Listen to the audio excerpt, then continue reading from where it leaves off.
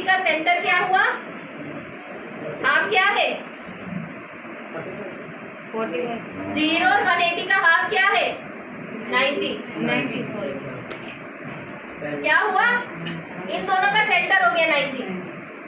अब आपको पता है 0 क्या है, जो बॉडी पे पड़ा हुआ बाल है, 180 क्या है, जो टॉप पे जाएगा, और 90 क्या है, जो सेंटर है। सही है। ये हो गया 180, ये हो गया 90 और ये हो गया 0। अब आपको 45 समझ नहीं आ रहा, आप सारा बाल लेकर आए सेंटर पे, आपको पता है कि पूरा बाल सेंटर पे ला रही हूँ, मुझे 90 डिग्री मिल गया। ये आपका 90 आ गया, ये 0 आ गया। इन दोनों के बीच में बालों को लेकर आई, कौन सी डिग्री मिल गई? 45। क्योंकि 0 और 90 का सेंटर क्या है? 40। समझ आया कि एक दूसरे का सेंटर है, तो आपको आराम से डिग्रीज मिल रही है। जितने भी सेक्शन पे काम करें, एक्यूरेट आपको स्टेप्स मिलेंगे। ठीक है। 0, 180 और 90। अब 0 और 90 का सेंटर क्या है? 45। यानी कि कटिंग करने के बाद सारे बाल उठा के आप सारे बालों की बात ही नहीं हो रही। आगे पीछे हो रहे हैं, इधर से आगे पीछे हो रहे हैं, इधर से आगे पीछे हो तो रहे हैं। ये हल नहीं है ना, ये हल नहीं है ना। आपको वही तो चीज बताई जा रही है, जब आपको एंगल सही आएगा तो आपका आगे पीछे होगा ही नहीं ना। समझ आ रहा है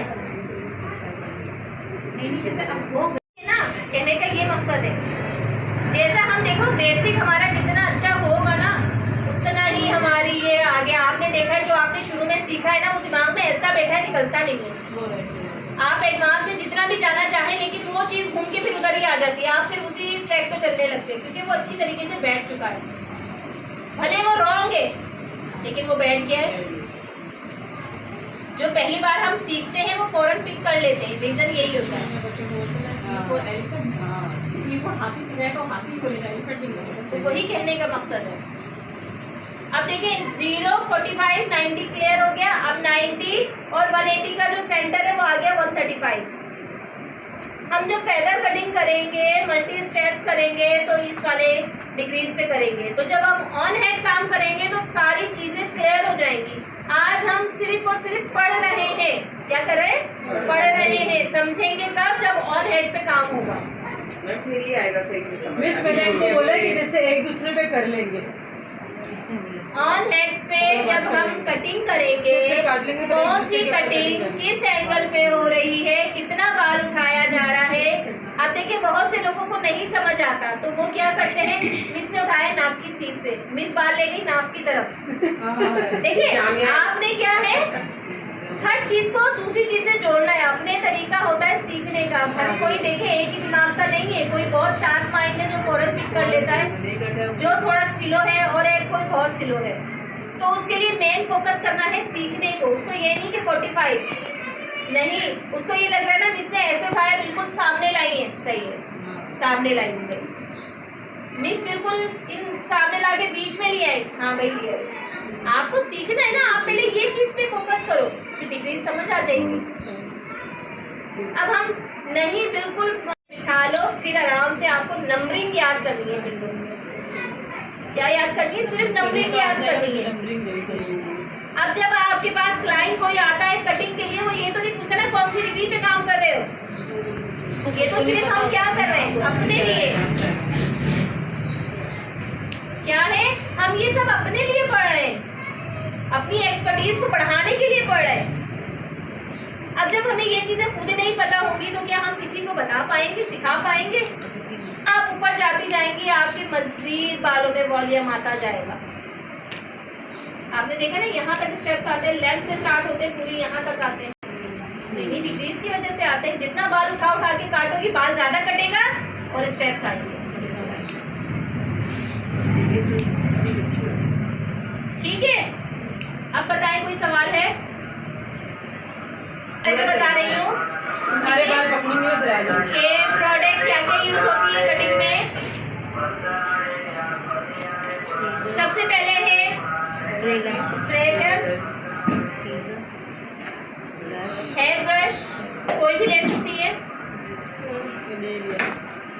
कटिंग सीजर, किसी भी कंपनी की हो लेकिन छोटी हो। अब इतनी बड़ी बड़ी सीजर नहीं चल रही। अब देखिए बड़ी सीजर क्यों नहीं चल रही, क्योंकि जितनी छोटी सीजर होगी उतनी होल्डिंग में आपको आसानी होगी। जैसे जो हमने क्लास में ली थी उससे थोड़ी सी बड़ी है, नई वाली है पर थोड़ी सी लेमन की बड़ी है। मेरे बाकी इससे थोड़ी सी बड़ी जरा सी। जरा सी बड़ी। जो कटिंग की सीजर यूज होती है वो 5 से 6 इंच, ठीक है, ताकि वो देखो मेन पर्पस क्या है छोटी सीजर का, अच्छा क्या होता है स्टफ करूँ तो क्या होता है इससे? टाइट हो जाती है। नहीं टाइट तो होती है मतलब बाल। गीली जब होगी तो लूज हो जाएगी, सही से काम नहीं करेगी। ज्यादा टाइट होगी तो क्या है, चलेगी नहीं, जाम हो जाएगी। ये कब होती है, जब गिरती है। महंगी से महंगी सीजर ले लो, गिरेगी, सीजर खराब होगी, उसकी शार्पनेस खराब होगी। अब देखिए छोटी सीजर का क्या है, तो इससे कोई लेना देना नहीं है कटिंग की उससे ना। शार्पनेस तो यहाँ पर है ना। नहीं मिस, मतलब मेरा कहने का ये था कि टाइट होने से बाल कलर किया कुछ इस तरह तो जब टाइट अगर कटे चलेगी तो आपसे बाल कटेगा नहीं ना। अच्छा मतलब दरमियानों में छोटी सीजर का यही पर्पस है क्योंकि हमने दोनों चीजें कटिंग के दौरान बार बार नीचे नहीं रखनी होती, बार बार एप्रन में नहीं डालनी होती ना। हम क्लाइंट को बोलते हैं कि आप ये होल्ड कर लेंगे, ये होल्ड कर लेंगे, आपने दोनों चीजें खुद होल्ड करनी है। तो छोटी सीजर का यही पर्पस है कि ये आराम से होल्ड हो जाती है कुर्सी के अंदर, ये लगने का डर नहीं होता। बड़ी सीजर होती है तो आगे भी लग सकती है, सीजर धूप वाली होती है ना वो इसके अंदर होता है, ये निकल गया ये, हाँ मेरे वाली कभी निकलेगा।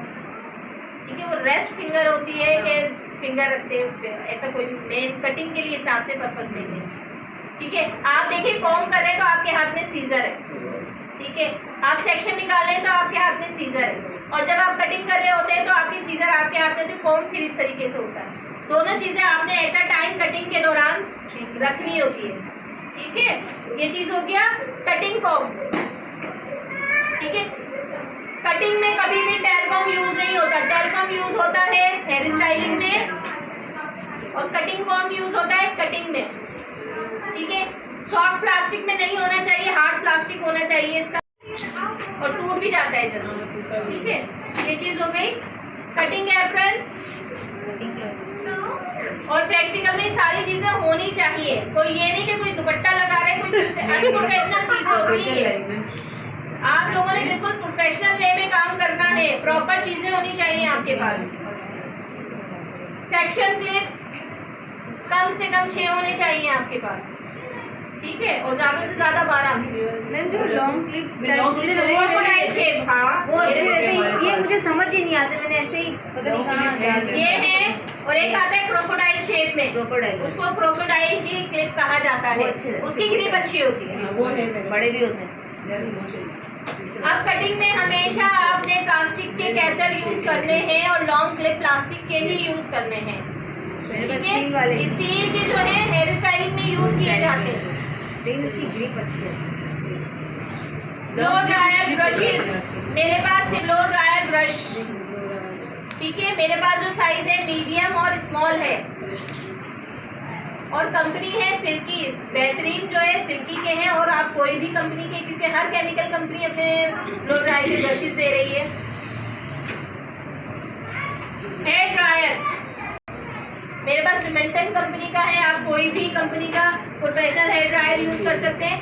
प्रोफेशनल और नॉर्मल हेयर ड्रायर में फर्क क्या है, जो नॉर्मल हेयर ड्रायर वो बालों को सिर्फ सुखाने का काम करता है, उसकी हीट इतनी अच्छी नहीं होती है। अब ब्लो ड्रायर हो, आयरन हो या टॉन्ग हो, ये क्या करता है, आपका टेम्परेरी बॉन्ड तोड़ता है, ठीक है। टेम्परेरी बॉन्ड तोड़ के जो आपके बालों का शेप है उसके दूसरे अपोजिट, ठीक है। अब जैसे